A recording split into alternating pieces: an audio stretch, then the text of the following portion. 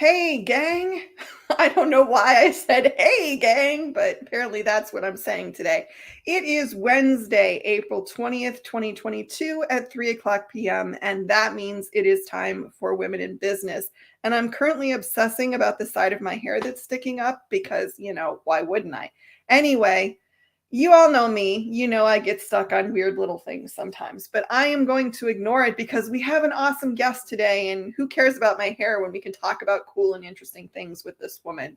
So, my guest today is Gloria LaFont. She is a mother, grandmother, and business owner. Throughout her 30-year-long business career, she has started, bought, and sold a dozen businesses in the branding and marketing field. She currently owns Action Marketing Company, an SEO and marketing agency founded in 2007. Her company specializes in helping promo distributors build a premium positioning for their brand so they can develop awareness, drive website traffic, and generate leads and sales. Gloria is a big fan and supporter of education and cultural arts, me too, volunteering her time and donating marketing support over the years to help various organizations grow in membership and revenue. I love that.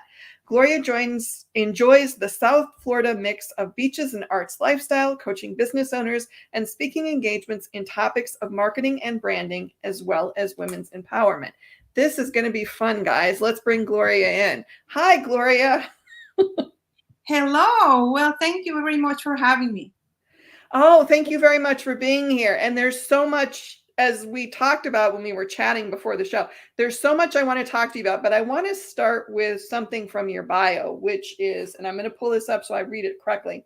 Sold a dozen businesses in the branding and marketing field. You've started, bought, and sold. Okay, so putting you on the spot a little bit, just because I'm interested, what's the biggest thing you've learned from starting, buying, and selling that many companies? Right. If you had to pick one thing. I should have also added that I lost a business or two. Oh, well, that happens too. But yes, the big lesson is that you need to have a system to gain clients and for the business to run without you. That is the biggest thing. Because you need to really be able to sell something that the other person can take and continue with it. Otherwise, you don't really have a job. So I've always been very much into building a structure behind it. Right.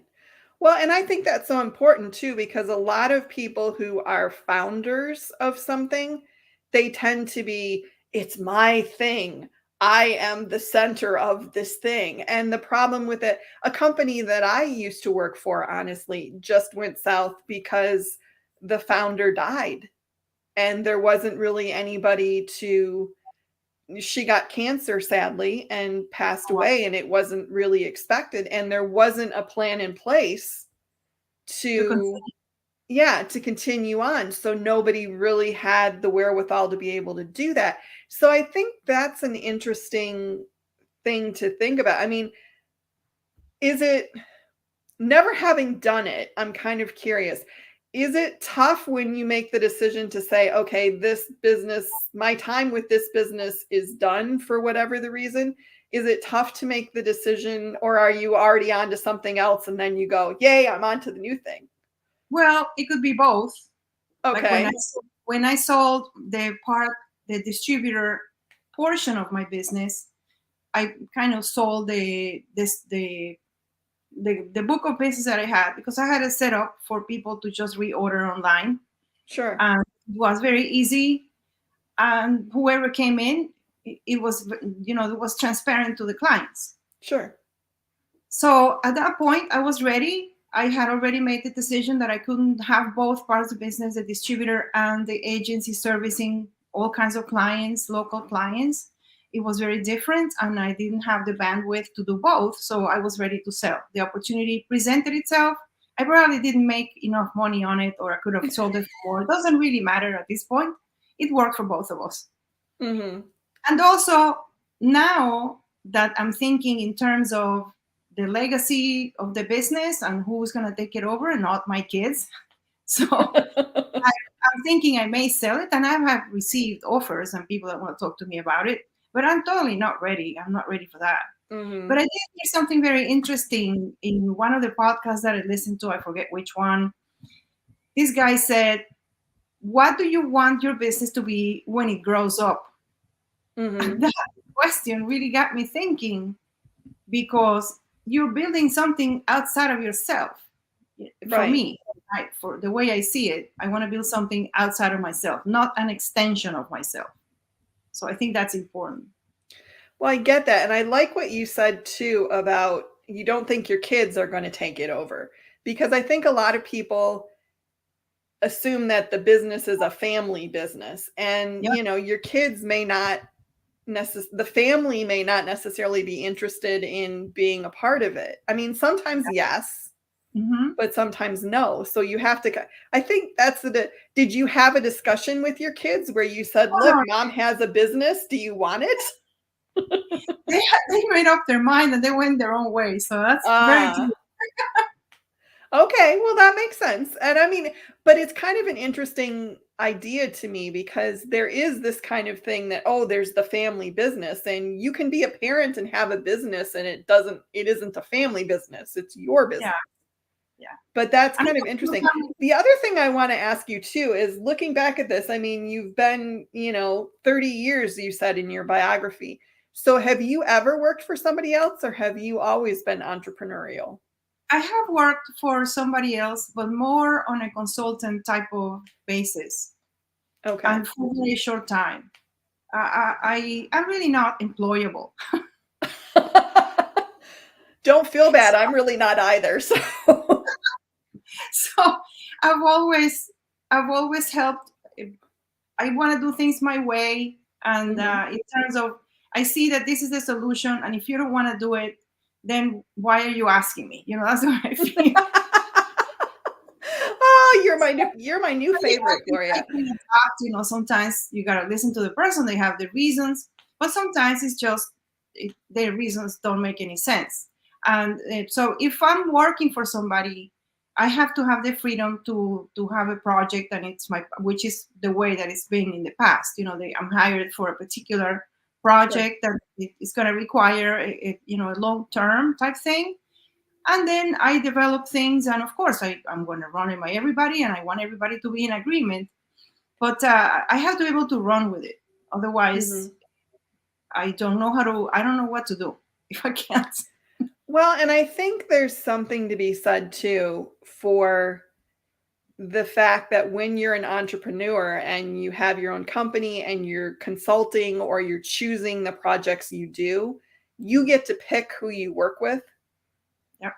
which I mean, I can attest to when you work with someone else, sometimes your coworkers are not the most fun.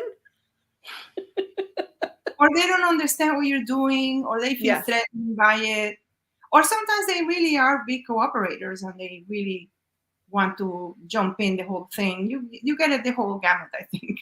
Yeah, you can. I mean, I've worked with a lot of great people too, but when you have like the bad vibe from somebody, when you're working on your own, you can just go, nope, I don't want to do that one Yep. because, this person just isn't going to do what I want them to do. So I think It's that's an not interesting gonna thing. be it's not gonna be rewarding to work with somebody that Yes. that you're really not making that connection that is necessary for the project to be successful. And I've had people that maybe after a few months I'm like, okay, we are totally not a good match. This is not the way I work. I don't do that. So, Yeah. and it happens, it can happen. Now, of course, when you work for somebody, you have one boss. When you work on your own, you have all these many bosses. Yep. So I don't know which one's better. Well, I think that's one thing that I always try to emphasize to people is when you are your own boss, when you own your own business, it sounds really great and everybody has visions of I'm going to take off, early on Fridays and I can, go have ice cream in the middle of the day or what I mean, I don't know, Yeah, but it is. There's a lot of it's all the freedom, but it's all the responsibility too. it's not easy. No, Not easy. No, it's not. And I think that's a message that I want to keep putting out there, because there's people who do have this kind of, they hate what they're doing working for someone else, and they think that everything's going to be solved if they are working for themselves. And it's different.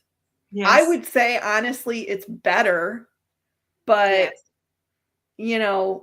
it still has its challenges. I don't wake up every morning and it's bluebirds and sunshine. I mean, it'd be awesome if I did, but I don't. I don't think anybody I does. know. I'm making you laugh. I'm making me laugh. It's working. But I really wanted to talk about one of the things that you mentioned to me when you gave me your bio and told me about the stuff that you do. Are you the president of your Toastmasters Yes, I group in Florida? But I yes. want to talk about this because one of the things that is a platform for me is getting more women's voices heard. And one of the common reasons that women say, I don't want to be on your show, I don't want to be a seminar speaker, I don't want to be on this panel, is because they're scared to speak in public. So, and I want to get one comment here before I finish this question. A couple of comments. Lisa says, greetings from Colorado. So happy to catch you live with Gloria. And a Facebook user, whomever you are, please let us know. But if you go to StreamYard.com/Facebook, you can give them permission to show your name. But they say, working for myself has given me the chance to be the boss I always wanted to work for, which I think is an interesting combination. So thank you for that comment, whomever you are. But anyway, back to my question. So women are afraid of public speaking.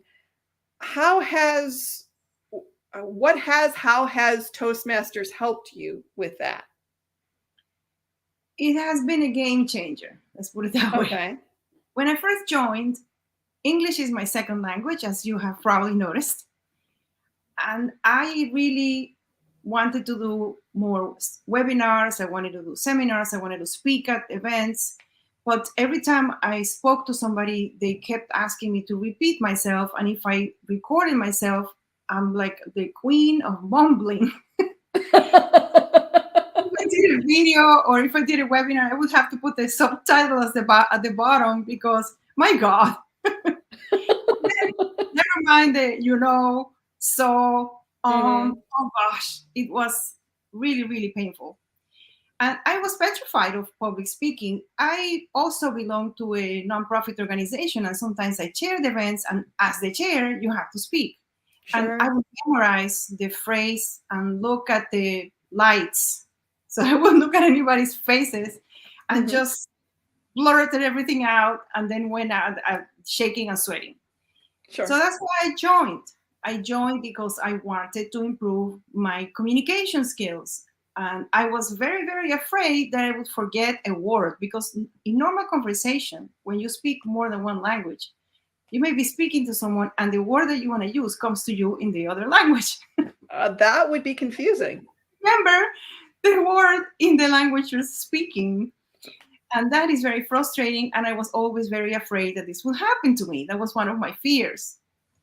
And that's, I joined, and it took me a while to give my first speech and make my presentation. Now, one of the wonderful things of Toastmasters is that you practice all of the different aspects of public speaking. It's not just standing there and speaking. You do many other instances, like if you're the master of ceremonies at an event, or like an interview that we're doing right now. You have to be able to fluently communicate. And you practice all of those things. And the fact that you present a speech and then you have people giving you feedback is extremely helpful. They give you feedback on your gestures, on your tone of voice, on, slow down, you're speaking too fast, and then somebody's counting the crutch words, with a little clicker, and you're speaking and the clicker goes off. So it's very, very, I recommend it to everybody, because everybody needs to improve their communication skills, and the investment. I mean, it's like $120 a year. And that's actually not bad. It's nothing, $10 a month. It's really, there's no excuse not to join. It's extreme. It's been very, very helpful for me. And I've been there like maybe 4 or 5 years. And this year I'm the president. Well, I wanted to put the URL up so people can go look at this. But what I love about this is that you realize that you needed to learn how to be more comfortable speaking, not even necessarily, oh, I want to be better at it, but just I need to be more comfortable doing it. The And you took culture. action. And I've heard really good things about Toastmasters. I've never joined or been to one, but I kind of have been talking all my life and I don't seem to have a problem with it. Well, some people are. Some people have. I've seen some people join and they're naturals. I'm not. Mhm. That was Well, I think what I really like about this though is that one of the things that I've heard most consistently from women is I'm not comfortable, I get flustered, I get scared, I have anxiety, whatever it is. And this is, I'm assuming that because they do this, they're very supportive. They give you a soft place to start. So it's not like people are sitting there going, "Oh my God, you said whack," you know.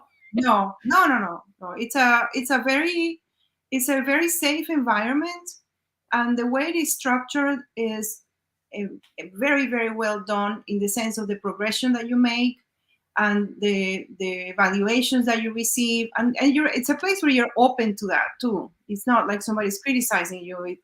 Somebody's giving you feedback. It's very different. And they also point out the things that you're doing well, and it really, you listen to other people, you watch them make progress, and that is very, very encouraging. And one of the incredible things is the level of confidence. You feel so much more confident that you're able to not freak out. Mhm. That is like the Well, number and one. I think even if you don't do something like what I do where you're on camera a lot or you give seminars, even just being able, like you said, to chair a PTA meeting or to chair a benefit for an organization that you are, supporting, and to be able to stand up there and give a speech and feel confident about it. I mean, that's worth $120 a year. You get that so many times over. It's a The other incredible advantage that has been for me is that as a mature woman, Mhm.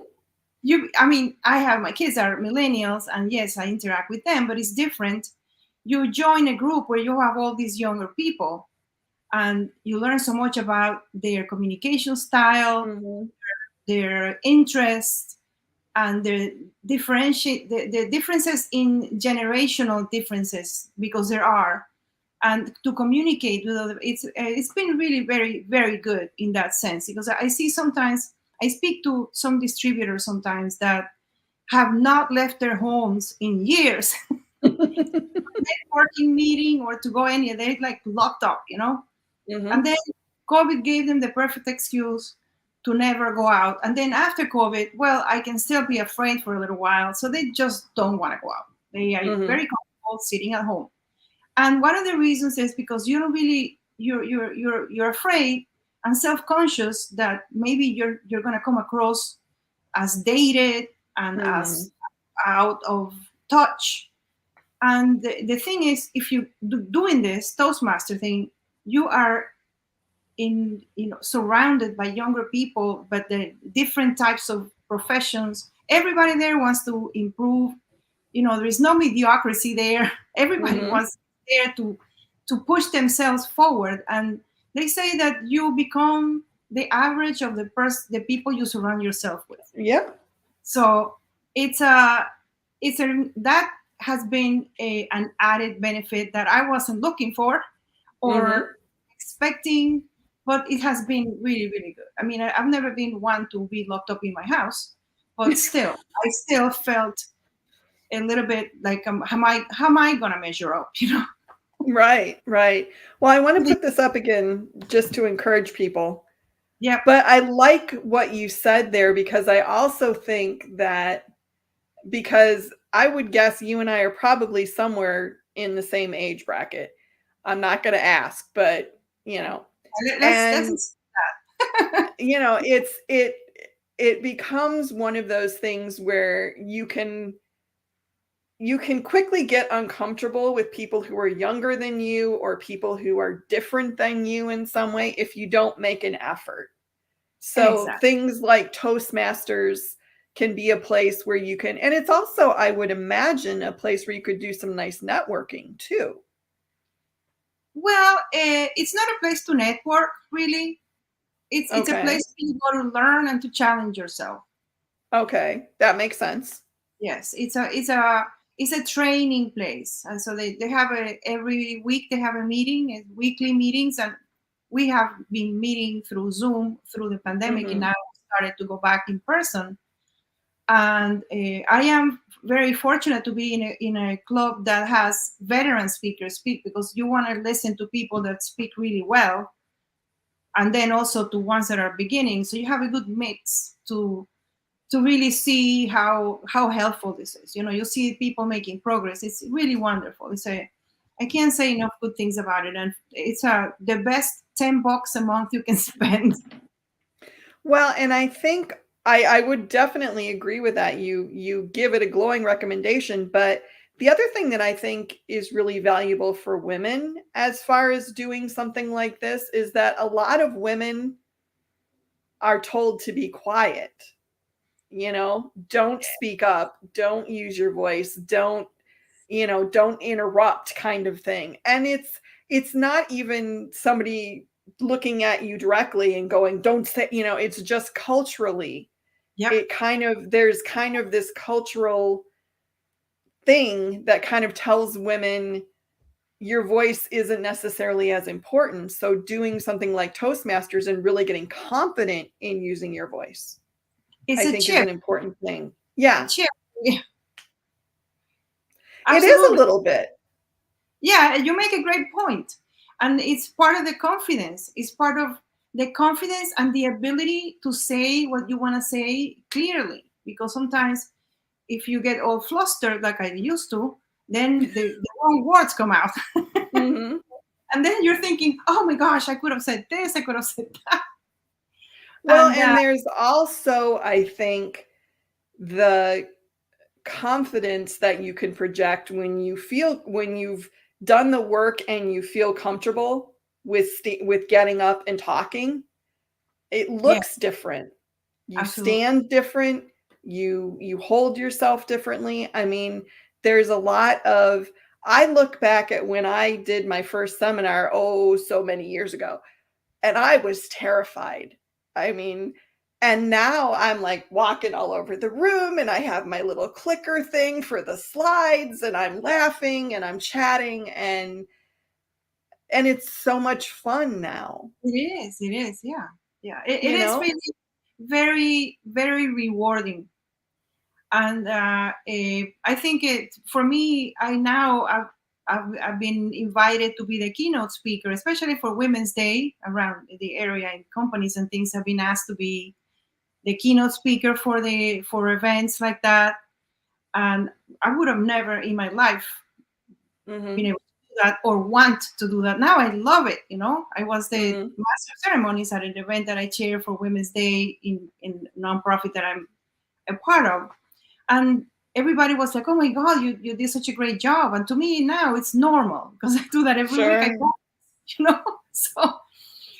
But it is. I really highly recommend it. The other thing that I think is going to benefit anybody, especially women, if you are trying to revamp your business and you want to start doing webinars and offering the Mhm. Chamber of Commerce webinars or the association of your target audience, they're always looking for people to teach.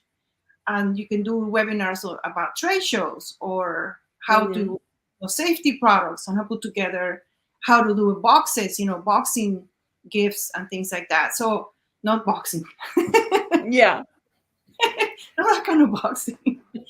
So, but Though especially that could be an interesting video. and how to put that together, you have that opportunity. And if you practice, that's all you need to do. Practice. You could do it via Zoom. You could do it in person. But they're always giving, looking for speakers, and you Mhm. can be a speaker for an event like that and become known in your within your target audience. That is Yep. a very good way to promote. Whoop. I hope we didn't lose her. Oh, there you Where are. did I go? Yep, now you're back. It happens. Okay. Okay. So, I don't know if you heard I said or not, but okay. we're fine. So I think the other point I want to make here before we get off this topic is just anybody who's watched this show for any length of time knows that one of the things that I talk a lot about is that we need to get more women's voices out there. So, but the other half of that is we have to have women who are willing to be the voices that are speaking. So if you are scared, do Toastmasters or find somebody you can work with or just make yourself do it. I mean, I have incredible fear of being on camera. I don't like it. I made myself do it until I got over it. Exactly. Yep. And it's worth it, I guess, is the message that I want to put out there, because being another voice out there for women, advocating for women, is an important thing to do. 100%. And sometimes it may be as simple as you're in front of a client that you really would like to get, and you have to make a presentation in front of 3 or 4 people that are the whole marketing team. And here you are, and fear, red bulbs. So you want to be able to do it and do it really well. So I think the opportunities to have your voice heard come in many shapes. So the first thing to do is be confident that you have something valuable to say and that you are going to be able to do it. That's the first thing. Well, and the other half of this too, if anybody is listening to this and saying, oh, $120 a year, I can't spend that on me, make an investment in yourself. Make an investment in upping your skills. That's another thing that often happens to women is they feel like they should be spending on classes for their kids or, something to help their husband get ahead or whatever it is. You need to do things that enhance your life too. So Absolutely. that's my PSA for the day. But I want to move on because time is flying. You own a company, and I'm going to put the URL up here as soon as I find it. There we go. So Action Marketing, and you do SEO for the promo products industry. Yep. Okay. So first of all, let's start with the basics. I know what SEO is because I worked briefly in that industry some time ago. But for those who don't, can you give us a brief synopsis of what SEO means and what it can do for you? SEO is the process to help Google find your site when people are searching. Yep. And it is important because in the promotional product business, there are thousands, tens of thousands of searches every single day in products related, keywords related to promotional products. Mm-hmm. So when people need something, it's usually somebody that works at an office, and it works in a business where they have the responsibility of finding the products. And they may have to present that to their boss, who then has to get approval. So it's usually a layer of people to make a decision. So they're going to go online. They're not going to go ask their friends. It's not the same as if you're looking for a plumber. Does anybody know a plumber that is good? Because it's your business. It's your problem. If the plumber screws up, you're not getting anybody in trouble. But in this case, you have to do a little bit more research, and you have to find somebody that you have to kind of say, hey, I found this. And people go to Google. It's a given. It's a total fact. So if you're not appearing in results, if you're not doing anything to show up, then you don't exist. As simple as that. Well, and I think, so I want to break this down a little bit because you're the first SEO person we've had on the show. And there's so much of this that I think is kind of vital. And one of the things that I hear a lot is, well, I have a website, but I can't get traffic. I'm not getting any traffic to my website. And I always want to go, well, what are you doing to bring traffic to your website? And do you know who you want to come to your website? And so I want to talk about that for a minute. I want to talk about, let's start with, I'm parsing this out in my head because all of a sudden I have like 14 things that I'm thinking we should talk about this. But I want to talk, let's start with finding your target market and how to know who you want to talk to, because that is part of SEO, certainly from a keyword standpoint. But I want to just, let's start for a minute. When you talk to people about who their market is or who they want to reach, what sort of responses do you get? Do people know? Well, I always ask that in the first interview, and few people know who their target audience is.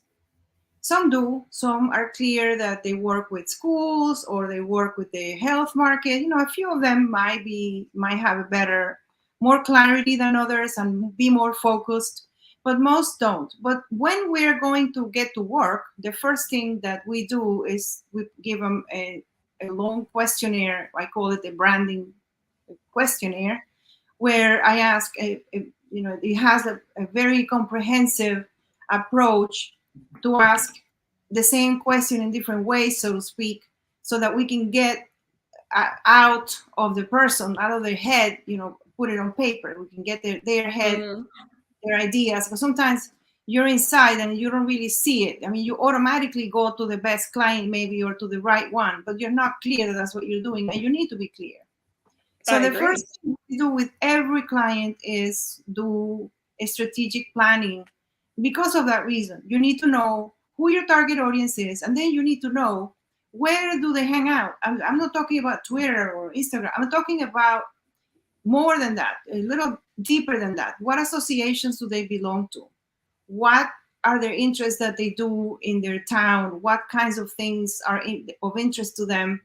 And what seminars do they go to? That kind of thing, because then you can learn their language and you can learn what bothers them and their concerns, especially when it comes to promotional products. What are they worried about? What fears do they have? And usually with that information, then you can reverse engineer and create the right messaging. We have a messaging framework that we use to come up with all the different aspects of your marketing message so that it is cohesive and that it speaks to your audience. Sometimes people get a lot of traffic. I'm thinking about a client who was having something like 6,000 visitors a month and very little conversions. He had like a 85% bounce rate, meaning 85% came in left. So when we looked at that, it was because he had the wrong keywords on the whole thing, and he had the wrong approach all his content. So doing a few tweaks and fixing a little, I said, your traffic is gonna go down significantly. You know that, right? Because he had something like cheap T-shirts, and nowhere on his website said he wasn't selling cheap T-shirts. So of course people immediately, so there is that mismatch many times because people don't know how to structure it. So it is not a simple thing, and it's not a quick thing, but it has to be part of your strategy because it has a compounding effect. It's not like you put out a post in social media, it lasts 2 days max. Right. Sometimes comments on a post that I put in like maybe 3 months ago, but that's rare. Most of the times the post lasts a day. But if you have that tied into some kind of a content strategy that goes on your website, then that has an effect that it's going to be spreading throughout Google, and it's going to expand your footprint. And that's what I do. That's kind of the way I structure it for our clients, so that they do get the results. So somebody's typing and they get the leads. Otherwise, that's how we do it. Well, and I think there's one thing, there was a lot of stuff that you just said that I loved. But the one thing that I want to start with is just the whole, you can have 6,000 people coming to your website following a keyword that has nothing to do with what you do, but it's not about getting, it's not just, I should say it's not just about getting them there. It's about Yep. getting the right people there who want what you have to sell. Because the word that you said was conversion. And that's, I think, the part that people forget a lot. So I want to talk about that a minute. And conversion basically means you get somebody to give you money. Right, but before they give Or you money, you get them to do a desired action. right, before they actually going to give you money, they have to make contact with you. Maybe they ask a question through the chat, they send a form, they request a quote. So the first conversion that we talk about on one of the KPIs would be, out of the people that came, how many contacted us, and then we want to kind of improve that ratio. That would be one of the goals. Because this is really not one thing, to market your business. It's not just about doing one thing. It's a mix of things done in the right way. And you don't have to do everything either. You have to pick a few and stick to those.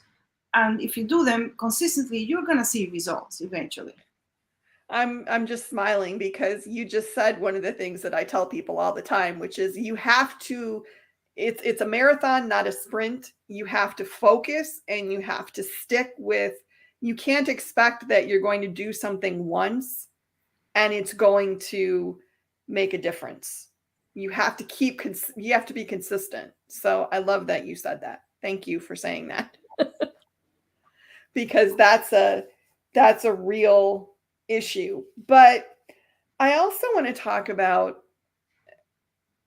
and I'm sure this is probably something that you have heard before, Black Hat SEO, the people that are doing this stuff that is not kosher to try to get better results for themselves. And I mean, any reputable SEO agency is not going to do these things, but there are people out there who do keyword stuffing and things like that. But what happens, and this is the bit I want to talk about, is that Google changes the algorithm quite often because people will start gaming the system and then Google changes things.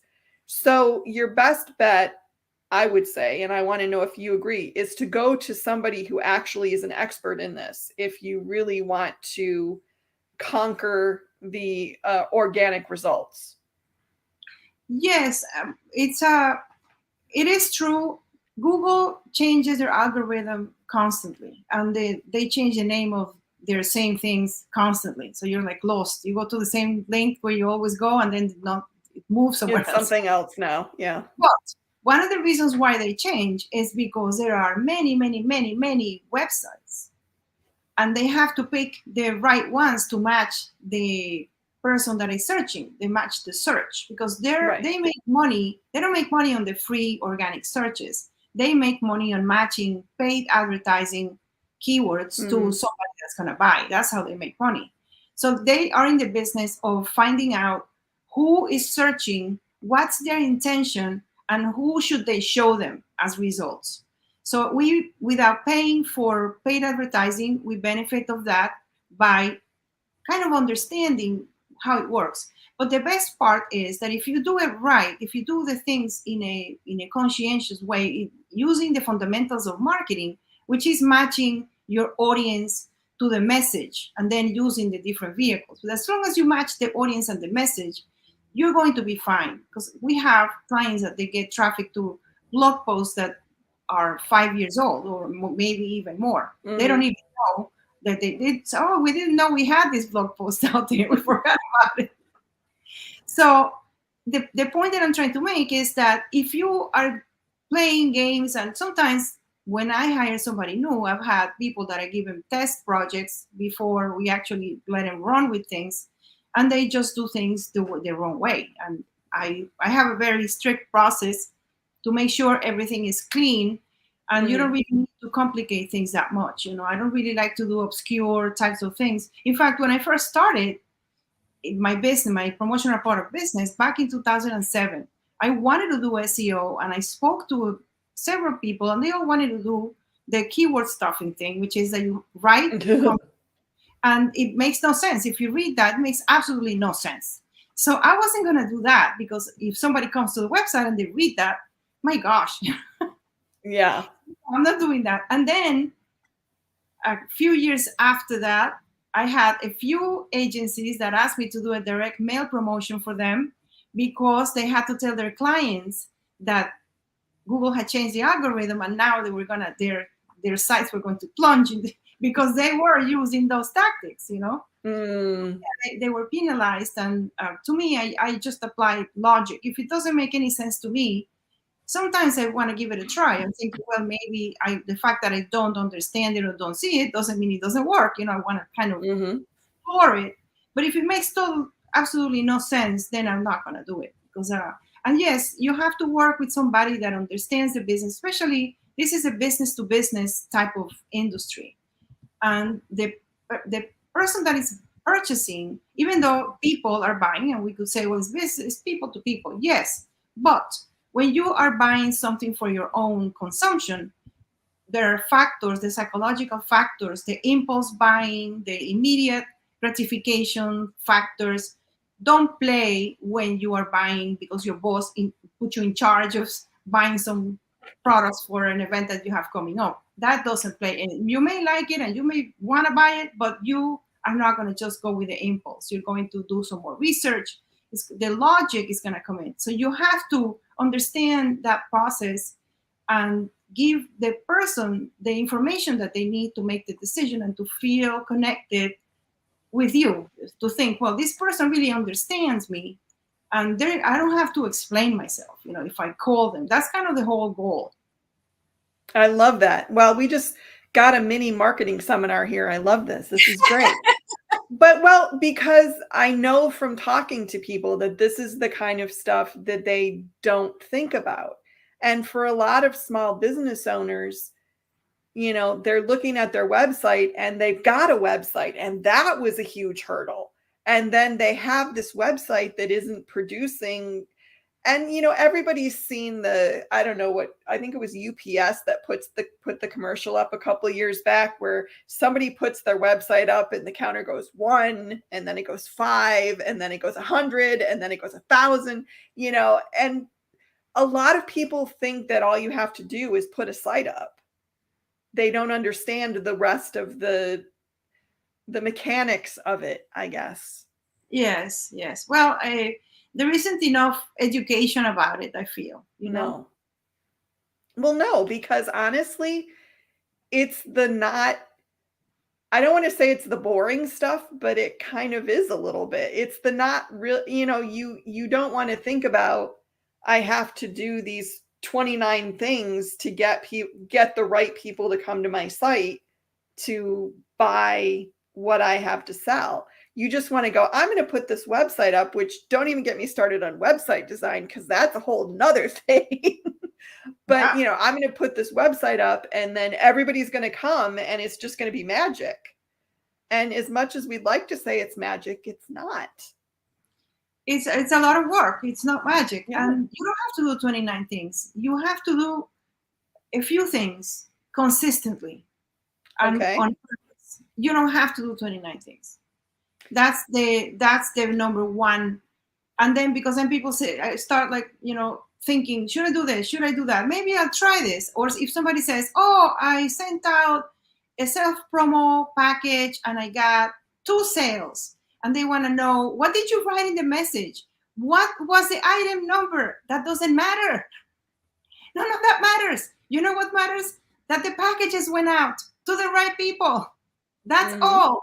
You don't have to overthink all these things. And if you're clear on the fact that you need to communicate as much as possible with your target audience, then you know what you need to do. You don't have to be second guessing yourself, and you end up doing very little because you're thinking that this is not going to work. I wonder what words they use. It doesn't matter.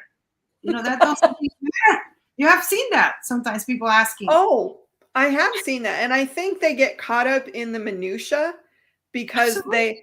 they are hoping for the magic. They're hoping that this is a kind of spell that if they say all the words just right, the same thing's going to happen for them. And, you know, I think it's more science. It's more, you have to experiment and find out what works for 100%. your audience. And you have to understand the mechanics of it, I guess. That's not really the right word, but it's the only word I can think of. You have to understand how all the moving parts work, I guess. Well, you have to pick a lane. For example, let's say that you work sticking to promotional products. You sell to colleges, for example. Okay. You sell uniforms and clothing for their teams. So you have to know, what are those people thinking? What's in their mind? What's a day in their lives like? What red tape do they have to put up with? If you understand those things, then you can speak their language. You can speak to those pain points. It's like, I know you don't have time to be searching for this, and that we understand that. We do all the legwork, just to put it very simple. But it's just like, for example, I was reading this guy talking about advertising, and if you want to advertise a gym, you know, you're going to advertise to people that exercise, not to people who don't exercise. Well, because yeah, that will join, and your target audience is the people that exercise. I mean, it should not be like that. And you may think, oh, well, no, I'm going to advertise to all those people that need to exercise. But guess what? They're not interested. So it's going to fail. So you want to go with the people. So that's kind of a very subtle type of difference, but you got to be clear. You have to be clear on what your target audience is looking for and who is your target audience, as you said before. And many times, I love that so much. I do, because I think that's one of the most common mistakes, in my opinion, that's one of the most common mistakes that business owners make, is they either think their target audience is everybody, which is just the biggest myth ever, that nobody's target audience is anybody, even the biggest company in the world. Maybe Amazon, but even them, I'm guessing there's people. But that, and you have to know who the people you want to talk to are, and you have to know them a little deeper than just, well, I want to talk to, like you said, well, I have a gym, so I'm going to talk to all the people who are really fat and out of shape and who need to come to the gym. Right. That would be like the first thing you would think, right? Yeah. But when you really, like you said, when you really sit and think about it, what's going to motivate, though, if they're not motivated to go already, what's going to motivate them? So talk to the people who are already habituated to going to the gym. That are and get them to come to your gym. Your ideal client. Yes. And it makes so much sense.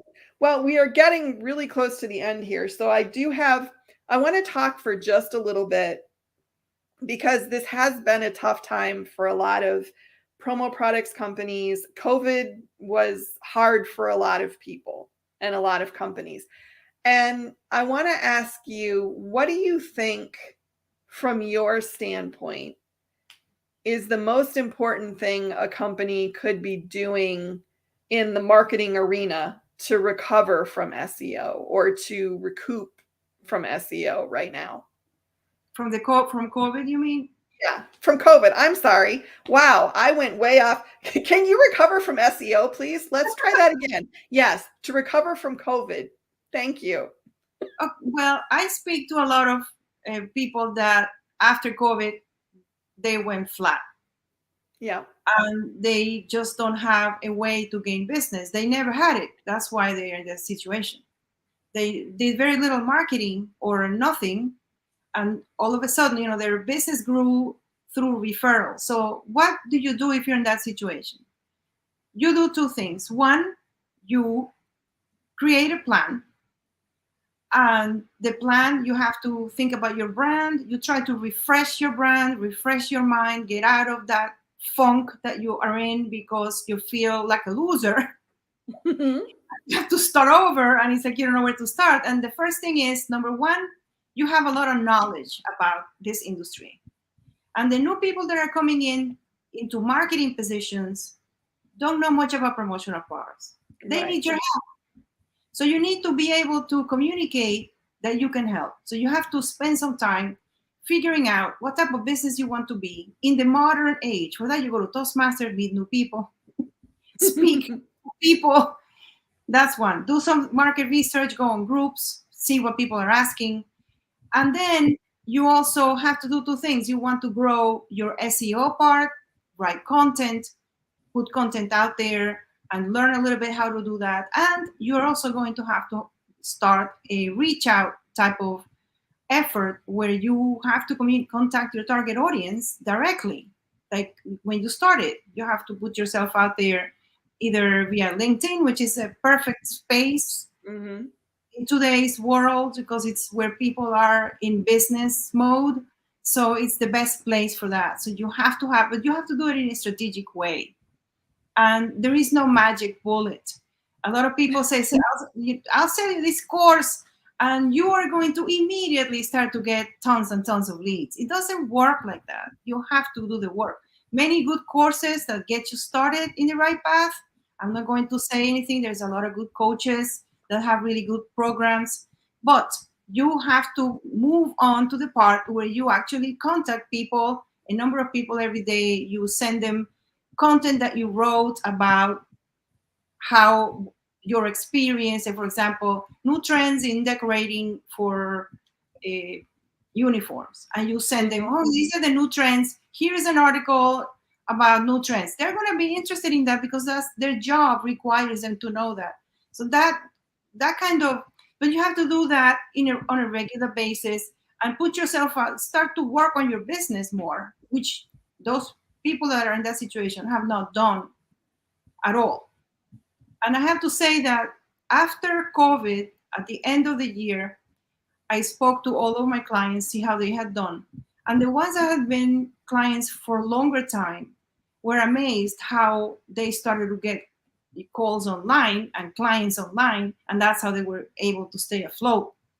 One of them in particular said, if it weren't for the clients that we got through the online, we wouldn't have sold anything because none of our clients, all of them closed. Nobody ordered anything. Mm-hmm. So I realized that what I do does serve a purpose. Well, I think that's important, but I just want to say again, I think you've been reading my mind because you said that there is no silver bullet. There is no magic bullet.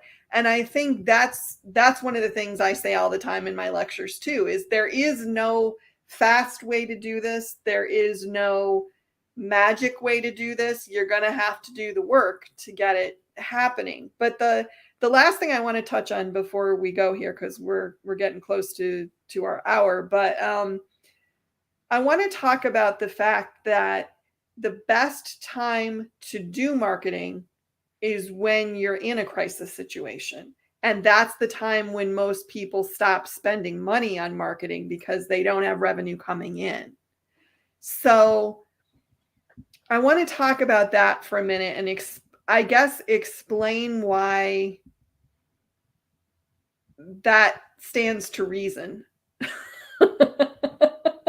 Yes, it does. It does make sense because this is something, marketing is something you have to do continuously. Mm-hmm. It's not something that you do here and there.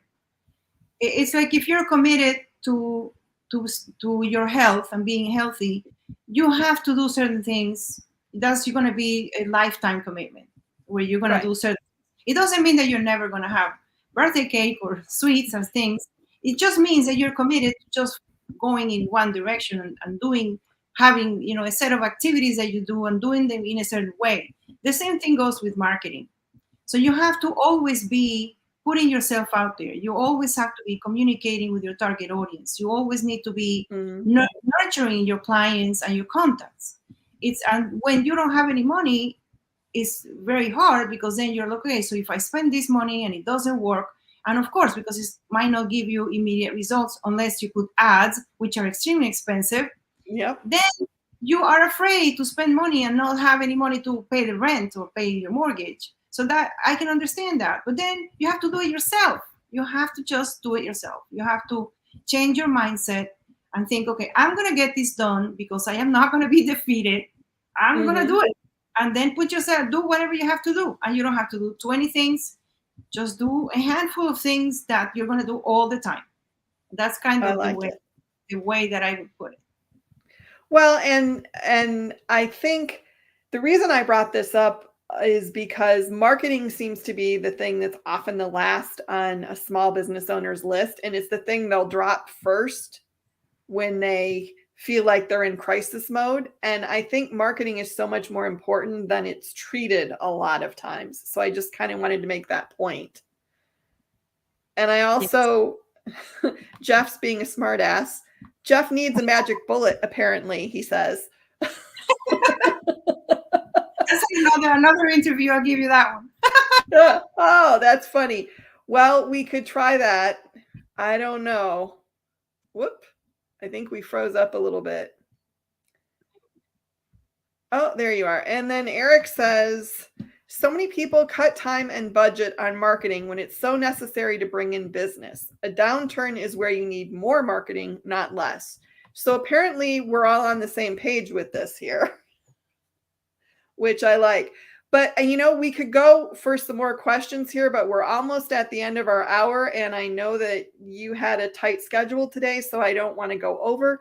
So I'm just going to say, thank you so much for being here. You gave us so much good information today, and I appreciate it so much. And I want to put this up one more time. And also, if you want to find them on Facebook, you can go here. Or if you want to find all their videos on YouTube, you can go there. Or you can just hit the website and check it all out. But thank you, Gloria. Seriously, I can't tell you how much I appreciate you taking the time to be here today. It was really... Whoop. I think we might have frozen up again. Whoop, there you are. Okay. All right. Well, thank you. This was a lot of fun. It was fun. I appreciate it so much. All right, guys. So thank you all for being here. Everyone in the comments, thank you for your great comments. Thank you, Gloria. I'm going to hit end broadcast now before I go on for another 5 minutes about how great this was. I'll see you all next week. Not sure what's happening next week. Potentially guests, maybe just me. Come and find out. It'll be fun. See y'all.